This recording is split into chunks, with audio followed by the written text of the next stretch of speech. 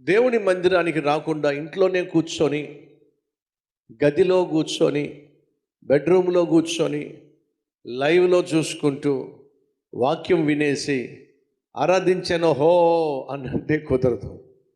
అది దేవుడు ఆశించిన విధానం కాదు. యేసుక్రీస్తే సమాజ మందిరానికి వెళ్ళి, సమాజంగా దేవుని మందిరానికి వెళ్ళి ఆయన అక్కడ వాక్యాన్ని బోధించాడు. ఆయన బోధకుడు కాబట్టి వాక్యాన్ని బోధించాడు. అనగా దేవుడు కూడా మనందరికీ మాదిరికరంగా సమాజ మందిరానికి వెళ్ళడం అత్యవసరం, అది వాక్యానుసారం అని యేసుక్రీస్తు మనకు మాదిరిని చూపిస్తున్నాడు. యేసు మనందరికీ తెలియచేస్తుంది ఏమిటంటే, మీరు ఎక్కడున్నా సరే ఖచ్చితంగా వారంలో దేవుడు మనకు ఏర్పాటు చేసిన ప్రభు దినము నాడు మనం దేవుని సన్నిధికి వచ్చి ఆరాధించాలి.